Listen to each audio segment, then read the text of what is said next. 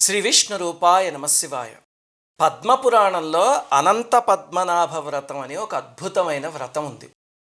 కోరికలు తీర్చే కామ్య వ్రతాలు ఉంటాయి కదా, అందులో ఈ వ్రతం ఉత్తమోత్తమైనది అని శాస్త్రంలో చెప్పారు.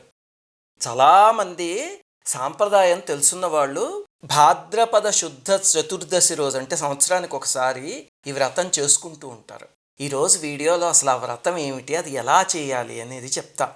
ఆ వ్రతం చేసిన తరువాత జీవితాలు సర్వతోముఖాభివృద్ధి చెందడమే తప్ప కింద పడిపోవడం లేదు అని మీరు పెద్దవాళ్ళు కొంతమందిని అడిగితే చెప్తారు. అసలు అంత అద్భుతమైన వ్రతం అది. అందుకే మీ అందరికీ చెప్పాలనిపించింది. దీని ద్వారా డబ్బులు పోగొట్టుకోకుండా మీలో ఒక 100 మందికైనా కష్టాలు తీరాయనుకోండి, నా జన్మ ధన్యమైపోయినట్టే. ఇంతకీ ఏమిటండి అనంత పద్మనాభ వ్రతం అంటే, మనకి పాండవుల కథ తెలుసు కదా. వాళ్ళంత కష్టపడిన వాళ్ళు నాకు తెలిసి ఎవరో ఉండరు చరిత్రలో. అంతటి పరాక్రమవంతులు ఎంత కష్టపడ్డారో. వాళ్ళ కష్టాలకి పరాకాష్ఠ ఏమిటి అంటే, ఒకసారి అరణ్యవాసంలో ఉండగా ఆఖర్లో దుర్యోధనుడు దూర్వాస మహర్షిని పంపించాడు వాళ్ళ మీద కుసిగొల్పి.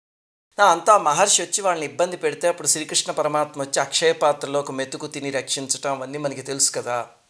ఆ తరువాత వాళ్ళు కృష్ణుడి పాదాల మీద పడి ఏడ్చేశారు. స్వామి, ఇంక కష్టాలకు అంతు లేదా? ఏ తప్పు చేయకుండా మేము ఎందుకు ఇంత కష్టపడుతాం?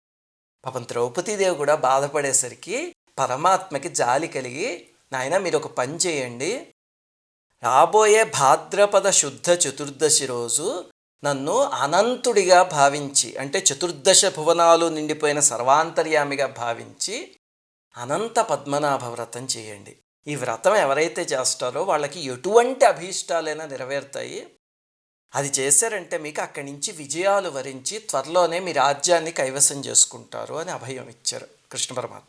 తర్వాత పాండవులు ఆ వ్రతం చేశారు. ఆ తర్వాత కీచకుణ్ణి, వాడి తమ్ముళ్ళని అవలీలగా చంపేస్తాడు భీముడు ఒక్క ఆయన. ఉత్తర గోగ్రహణంలో అర్జునుడు ఒంటి చేత్తో కౌరవులందరినీ మట్టి కరిపించేస్తాడు. అలాంటి మహోన్నతమైన విజయాలు సాధించి ఆఖరికి రాజ్యం కూడా సాధించారు. అది ఈ వ్రతం చేసుకుంటూ వచ్చే ఫలితం.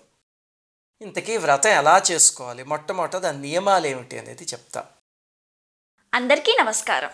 మన భారతీయ సనాతన ధర్మం గురించి, ఈ దేశంలోని మహనీయుల గురించి, ఆలయాల రహస్యాల గురించి ఎంతో పరిశోధన చేసి ఈ ఛానల్ని మీకు అందిస్తున్నాం. సబ్స్క్రైబ్ చేసి పక్కనే ఉన్న బెల్ ఐకాన్ని క్లిక్ చేయండి. ఈ వ్రతానికి ముఖ్యమైనవి 2 ఉన్నాయి. ఒకటి 14 అనే సంఖ్య, 2 ఎరుపు రంగు. 14 ఎందుకంత ముఖ్యం అంటే, భగవంతుణ్ణి చతుర్దశ భువనాల్లో వ్యాపించి ఉన్న స్వరూపంగా ఆరాధిస్తాం కదా, అందుకని 14. అందుకే ఈ వ్రతాన్ని మొదలు పెడితే కనుక 14 ఏళ్ల పాటు ప్రతి సంవత్సరం ఒక్కరోజు చేయాలి. అంటే భయపడిపోకండి, ప్రతి సంవత్సరం గంట దాటి పట్టదు. చాలా తేలిక చేయడం. మామూలు షోడశోపచార పూజ కన్నా కొంచెం పెద్దది ఉంటుంది అంతే. ఏడాదికి 1 గంట చేయలేమా చెప్పండి? అసలు ఒక ఏడాది చేసేసరికి ఇల్లు బాగుపడడం మొదలు పెడుతుంది. 14 ఏళ్ళు అంటే పిల్లలు లేని వాళ్ళకైతే పిల్లలు పుట్టడం, వాళ్ళు పెద్దవాళ్ళు అవ్వడం, వాళ్ళ పెంపకం అన్నీ జరిగిపోతాయి. పిల్లలు ఉన్న వాళ్ళకైతే కాలేజీలు, సీట్లు, పెళ్ళిళ్ళు అన్నీ, అవన్నీ స్వామి దయతో సాఫీగా సాగిపోతాయి. అలా చేసే వ్రతం ఇది. అలా కాదు, మధ్యలో ఏదో ఒక సంవత్సరం అడ్డంకి వస్తే, ఏదైనా అశౌచం ఏదో వచ్చేప్పుడు ఏం చేయాలి అంటే, మళ్ళీ తర్వాత సంవత్సరం నుంచి కంటిన్యూ చేయొచ్చు. అంటే 4 సంవత్సరాలు చేశాక అడ్డంకి వచ్చిందనుకోండి, ఆపేసి మళ్ళీ 5 నుంచి మొదలుపెట్టి చేయొచ్చు. ఇంకా ఎరుపు వర్ణం ఏమిటి అంటే, ఆ రోజు పూజ చేసేటప్పుడు భార్యాభర్తలు ఇద్దరు కలిసి చేస్తే కనుక ఇద్దరు ఎర్రటి బట్టలు కట్టుకోవాలి. ఒక్కళ్ళు చేసినా సరే ఒక్కళ్ళు అంతే. అలాగే ఒక ఎరుపు రంగు తాడుతో తోరాన్ని తయారు చేయాలి. దానికి కూడా 14 ముళ్ళు ఉండాలి. ఆ తోరం ఈ వ్రతంలో చాలా చాలా ముఖ్యమైనది. అది ఏడాది పాటు ధరించాలి. అంటే పాత తోరం తీసేసి కొత్త తోరం ధరించాలన్నమాట. అంటే దానంతటా శిథిలం అయిపోతే సరే, లేదు ఉంటే కనుక ఏడాది ఉంచుకుంటే చాలా శ్రేష్టం. అందువల్ల ఒక మంచి తాడు తెచ్చుకుని దాంతో తయారు చేసుకోవాలి. ఈ వ్రతాన్ని భాద్రపద శుద్ధ చతుర్దశి రోజు మధ్యాహ్నం పూట చేయాలి. ఇది పొద్దున్న కాదు, సాయంత్రం కాదు. అలాగే ఉదయం పాలు పళ్ళు అలాంటివి తీసుకుని పూజ అయ్యేదాకా ఉపవాసం ఉండి సాయంత్రం భోజనం చేస్తారు తప్ప పొద్దున చెయ్యరు. బీపీలు షుగర్లు ఉన్నవాళ్ళు అయితే ఇలాంటి ఉపవాసాలు చేయకండి, మిగతా పూజ అంతా చేసుకోండి. అలాగే ఆ రోజు నైవేద్యానికి గోధుమ పిండితో స్వీట్ తయారు చేస్తారు. అంటే గోధుమ పిండితో ఒక హల్వా, కేసర్ లాంటిది ఒకటి చేస్తారు కదా, దాన్ని చేసి దాన్ని కూడా 14 ఉండల కింద చేస్తారు. లేకపోతే 14 అరిసెలు కూడా అరిగింపు పెడతారు. అలాగే పళ్ళు ఏవి పెట్టదలుచుకున్నా 14 అనే సంఖ్య ముఖ్యం. ఇవి వ్రతానికి నియమాలు. ఇంకా పూజా విధానం ఎలాగండి అంటే, చక్కగా ఒక పీట వేసి దానిపైన ఎర్రటి వస్త్రం పరిచి దానిపైన అష్టదళ పద్మాన్ని గీయాలి. ఆడవాళ్ళందరూ ముగ్గు పెడుతూ ఉంటారు కదా, అలాగనే. తర్వాత ఒక కలశం పెట్టాలి. ఆ కలశంలో జలం పోసి పాలు, వక్క ముక్క, అలాగే రూపాయి బిళ్ళ కానీ వెండి కాసు కానీ ఏదైనా అందులో వెయ్యాలి. అంటే కలశం మా సాంప్రదాయంలో లేదండి అంటే కనుక పెట్టడం మానేయండి.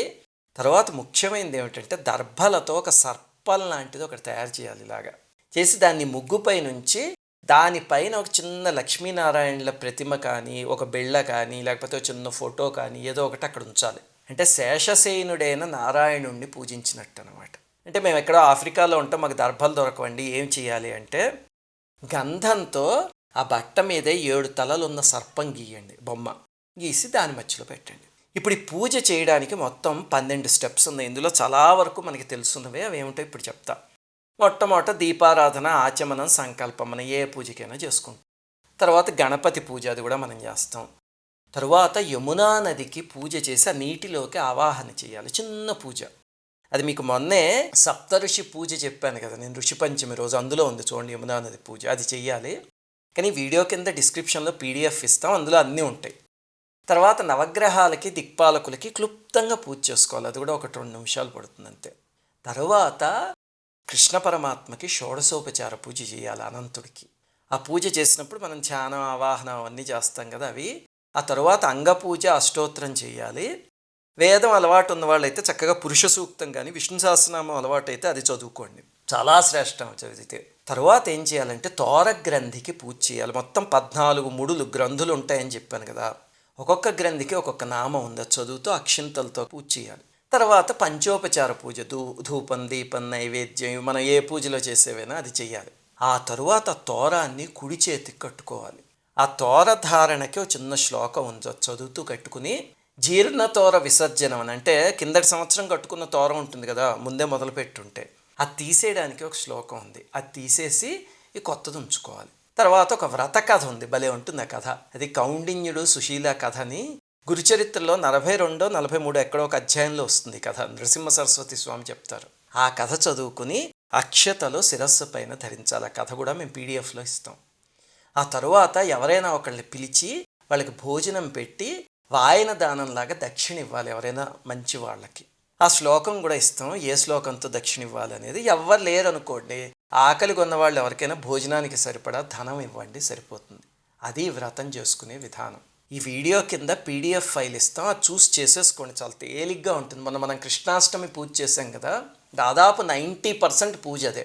అది చూస్తే మీకు తెలిసిపోతుంది. 1-2 తోరగ్రంథి వచ్చిన చోట మాత్రం మార్పులు వస్తాయి అంతే. ఇంతకీ మీకు చూసి చదవడం రావట్లేదంటే కనుక కింద కామెంట్ చేయండి. ఎక్కువ మంది అడిగారు అనుకోండి, నాకు తెలిసి దాదాపు అందరికీ వస్తుంది. ఎక్కువ మంది అడిగితే కనుక ఇప్పుడు నాకు కుదిరితే ఒక డెమో వీడియో చేసి పెడతా. అలాగనే వ్రతం అనగానే మీకు చాలా సందేహాలు వచ్చేస్తాయి కదా, మొట్టమొదట PDF మొత్తం ఒకసారి చదవండి. చదివితేనే మీకు దాదాపు అన్ని సందేహాలు పోతాయి. ఇంకా డౌట్లు ఉంటే వీడియో కింద డిస్క్రిప్షన్లో ఉంటాయి ఆన్సర్లు. అది కూడా దొరకలేదనుకోండి, అప్పుడు కింద కామెంట్ చేయండి, మా అడ్మిన్ వాటన్నిటికీ సమాధానాలు రాస్తాడు. అనంతుడి దయ వల్ల మీరందరూ సుఖంగా ఉండాలని కోరుకుంటూ శ్రీమాత్రే నమః.